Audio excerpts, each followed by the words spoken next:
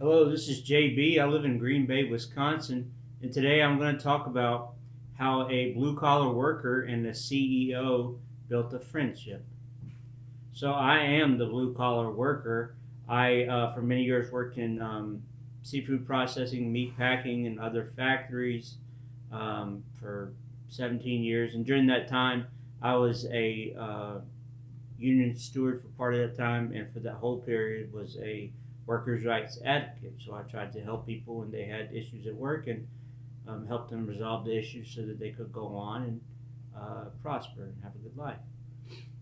Uh, so a few years ago, 2020, I early one morning I sent an email to a man who was is the CEO of a manufacturing company in Wisconsin. And I asked this man a personal question because I found something online when I was writing a newspaper op ed about something else. But I found something that piqued my curiosity.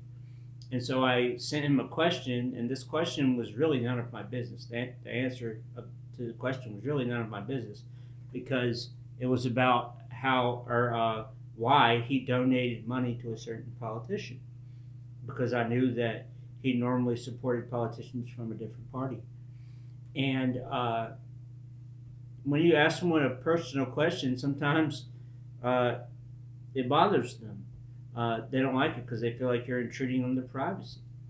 And so they may just ignore you and hope you go away, or they may tell you to um, take a jump into an icy lake, or take a hike, or go play in traffic, or something like that. But this person didn't do that.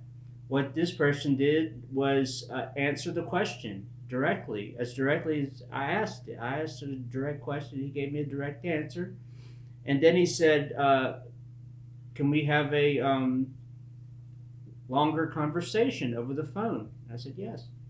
And so we talked over the phone for I don't know what it was, 45 minutes or an hour that morning, and got to know each other better and better understand. He better understood who I was and what would make me so curious as to ask that question. And I better understood what he was all about and what his motivations were and what he's trying to do in the community as a business leader and as a person who's been involved in a lot of different civic groups and government organizations and nonprofits and so forth. And he and we come from very different backgrounds. He has a Ivy League education. He has a JD degree, so he's a licensed attorney. He is on all sorts of boards. He does lots of things. He very successful in everything that he's done. And I wouldn't say he's rich, but because I don't know, but I know that he does just fine, at least compared to me. And I, on the other hand, like I said, I worked in factories for a long time, never made much money. I do have some education now, but it took me 20 years to get, a 4 year degree and then a master's degree. And now I am going to go to law school. But so we were very different. But the way that we bridged this divide and were able to build a friendship was that I was curious about him, he was curious about me, and he didn't get offended.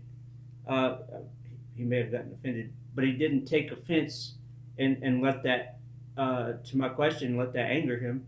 He said, "Okay, this is an opportunity to have a discussion," and so we had a discussion. We listened to each other, we learned about each other, and we better understood each other.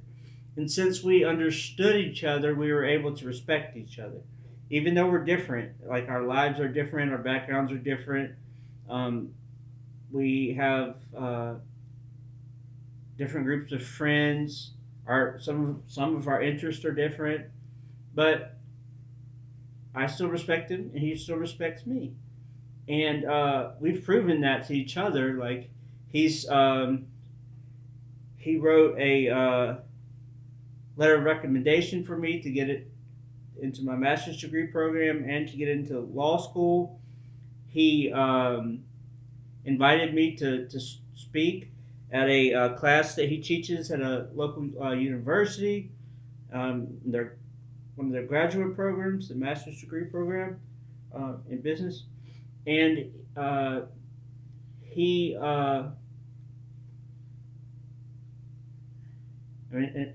I've told people about him, and I've written about him, and I have learned a lot from him.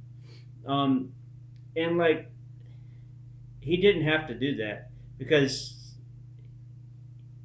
because of his position and his education and just his status in general, he could have just been like, I don't have to answer your question, go away, and just ignore me. And that's probably what happens most of the time when a random stranger asks a powerful person a personal question.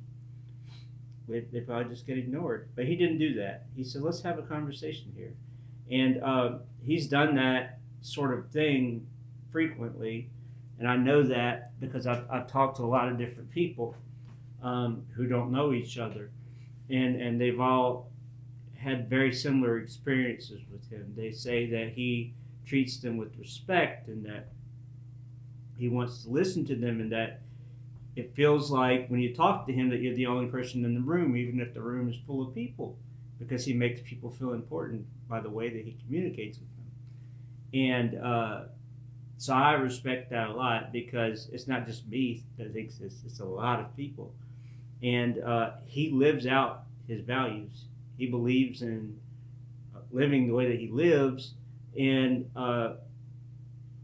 he does it every day. This is not just something that he talks about, because a lot of people they talk about these good values that they have, but they don't actually live them. But I know as a matter of fact that he lives them. But since he does that, it's easy for me to respect him, because like as a workers' rights advocate, I can't count how many supervisors, managers, executives, CEOs, business leaders, politicians that I've publicly criticized because of how they behave and their decisions and the way that they affect workers. But this person, even though he's the CEO of a company, he's proven to me that he's committed to the same things that I'm committed to, which are to help workers have good lives so that our cities can thrive and our towns, communities can thrive, and everyone can have success. So he's not just about making money for the company and for himself. He wants everybody to win. And he thinks that the companies win when everybody else wins too. And so it's like when somebody does that, you have to point it out, because like I've spoken out so many times when I see something wrong. So when I see something right, I need to talk about that too. Like, because it's not right just to complain. You know, if you see something that is the way it's supposed to be, talk about that too. And so if he had treated me different than he did, we would not have had the opportunity to communicate. We would not have had the opportunity to learn about each other and to realize that there were reasons that we could respect each other, and that we actually want a lot of the same things. And so he created that opportunity. I guess in a way I did too by asking a question, but the way he responded to the question really created the opportunity. But what I want people to take away from this video is that even if you think that you're different than someone, and even if you actually are different than someone, that doesn't mean that you can't be friends. Like, I'm friends with lots of different people that are different than me, but our differences don't define our relationship. What defines our relationship is what we have in common. So even if we speak different languages, or we're from different countries, or different races, whatever the case, our our friendship is based on something else. Whether it's we both like basketball, or we are both very ethical people, or we both really care about our community, or any of another of a number of other things. Find something else that connects you to that other person, and let that be the basis for your friendship. Um, Life is too short to uh, spend it alone, and to spend it uh, as an enemy to the people around you. And so the best thing to do is accept the differences. It's okay to be different. We're different. That's fine. But this is what we also have in common. And so let's talk on that. Let's work on that. Let's be friends about that.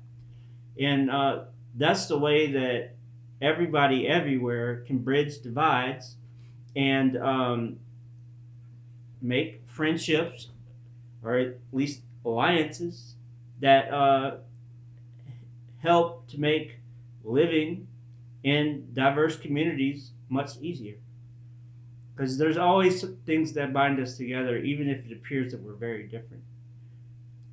Anyhow, this has been my explanation of how a blue collar worker, me, and a CEO became friends. I hope you got something out of it. Thanks for listening. Have a good day. Bye.